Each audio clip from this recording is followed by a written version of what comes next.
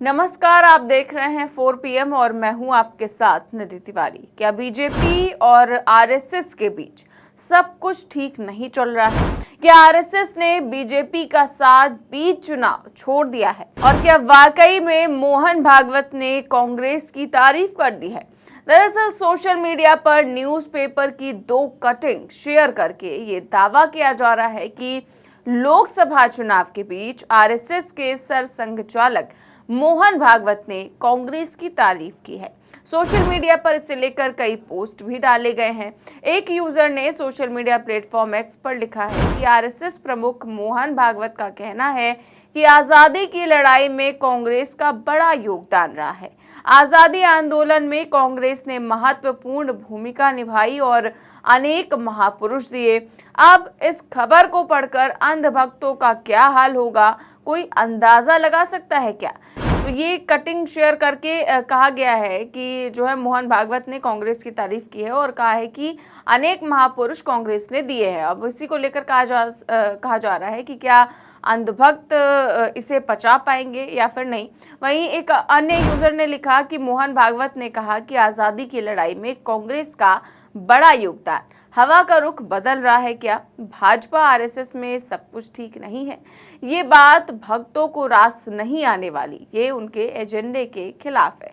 तो इन्होंने भी सेम चीज़ लिखी है और वही अखबार की कटिंग को शेयर कर दिया है और भी तमाम लोगों ने इस तरह की जो कटिंग है अखबार की वो शेयर करके इसी तरह की चीज़ें लिखी हुई हैं। तो ये सवाल उठता है कि क्या सच में मोहन भागवत ने ऐसा कुछ कहा है?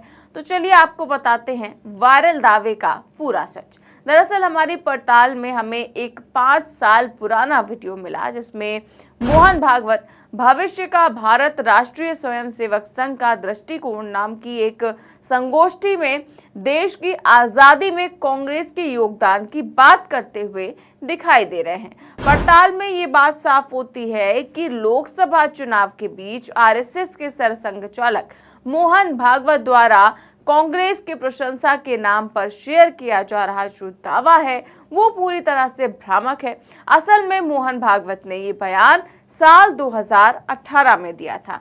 तो ये बयान कोई इस चुनाव के बीच का नहीं है, 2024 का नहीं है, बल्कि 2018 का है और 2018 में इसी तरह का बयान मोहन भागवत ने दिया था। लेकिन 2024 के चुनाव में आरएसएस और बीजेपी के बीच सब कुछ ठीक नहीं चल रहा है। ये बात तो जग जाहिर हो चुकी है, ये बात बिल्कुल सच है, क्योंकि इस समय जो 2024 का चुनाव है उसमें जो मोहन भागवत हैं, जो आरएसएस है, वो कितना इंटरेस्ट ले रहा है। आप भी देख सकते हैं कि ना तो ज़्यादा रैलियां की जा रही हैं और जितना पहले दिलचस्पी दिखाई जाती थी पहले के चुनावों में वो इस समय दिखाई नहीं दे रही है। और यही कारण है कि आपको याद होगा भी 3 दिन पहले जेपी नड्डा ने एक इंटरव्यू में आरएसएस को लेकर क्या बयान दिया था, नहीं याद है तो मैं आपको बताती हूँ। दरअसल भाजपा के राष्ट्रीय अध्यक्ष जेपी नड्डा ने एक इंटरव्यू के दौरान राष्ट्रीय स्वयंसेवक संघ को पार्टी का वैचारिक मोर्चा करार दिया था।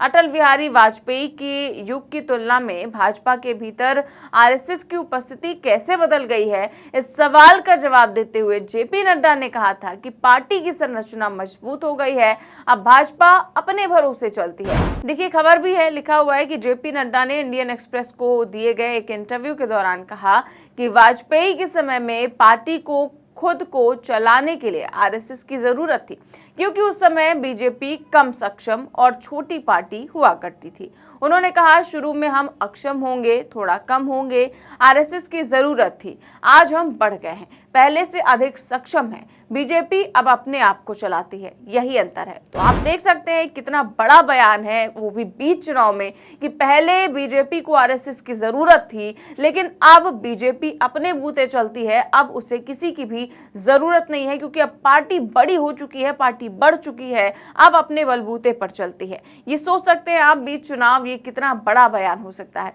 आगे देखिए कि पूछे जाने पर कि क्या भाजपा को आरएसएस के समर्थन की जरूरत है, जेपी नड्डा ने कहा कि पार्टी बड़ी हो गई है और इसके नेता अपने कर्तव्य और भूमिकाएं निभाते हैं। उन्होंने कहा कि आरएसएस एक सांस्कृतिक और सामाजिक संगठन है जबकि भाजपा एक राजनीतिक दल है। जेपी नड्डा ने कहा कि आरएसएस वैचारिक तौर पर काम करता है।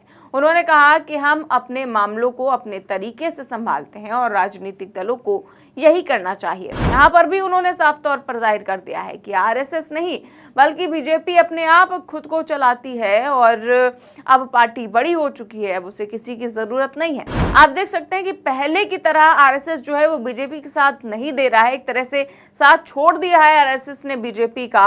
और इस चुनावों में जिस तरह की स्थिति बीजेपी को लेकर देखने को मिल रही है, जो पहले 400 पार के नारे लगाए जा रहे थे वो तो अब पूरी तरह से बंद हो ही चुके हैं, साथ ही साथ 300 पार की बातें भी नहीं की जा रही हैं। और ये भी जाहिर है कि 5 चरणों के बाद भाजपा की हालत कितनी खराब नजर आ रही है और भाजपा का जो सेल्फ कॉन्फिडेंस है वो भी डामाडोल पूरी तरह से नजर आ रहा है। प्रधानमंत्री मोदी के बयानों में आप इसका अंदाजा लगा सकते हैं, भाजपा नेताओं के बयानों में आप इसका अंदाजा लगा सकते हैं किस तरह की बौखलाहट नजर आ रही है, किस तरह की मायूसी नजर आ रही है। और आने वाले 2 चरणों में क्या हाल होंगे ये भी वक्त बताएगा। लेकिन बीते 5 चरणों में जिस तरह की वोटिंग हुई है, जिस तरह से कम वोटिंग हुई है और इसके बाद चुनाव आयोग जिस तरह से आंकड़े बदल रहा है, उसमें सुप्रीम कोर्ट की दखल अंदाजी और न जाने क्या क्या हमने देखा है। कहीं पर फर्जी वोटिंग की जा रही, कहीं पर एक ही जो शख्स है वो 8-8 बार वोट डाल आ रहा है, कहीं पर किसी से जबरदस्ती कमल के बटन पर वोट डलवाया जा रहा है, तो कहीं पर कोई जाता है उससे कहा जाता है कि उसका वोट तो पहले ही पड़ चुका है। तो ये सारी धांधलियां, ये सारे जो ईवीएम को लेकर जो शंकाएं थी और तमाम तरह की चीजें इन चुनावों में हो रही हैं। और इस बीच आरएसएस और बीजेपी के बीच ये तनातनी जो देखने को मिल रही है ये भी काफी दिलचस्प मोड़ ले रहा है। और आगे क्या कुछ होता है, जिस तरह की बयानबाजियां हो रही हैं आरएसएस को लेकर, वो क्या गुल खिलाएगी इन चुनावों में ये तो वक्त ही बताएगा। फिलहाल इस खबर में बस इतना ही। देश और दुनिया की तमाम बड़ी खबरें जानने के लिए देखते रहिए 4 PM न्यूज नेटवर्क। चैनल को सब्सक्राइब भी करिए और ज्वाइन भी। नमस्कार।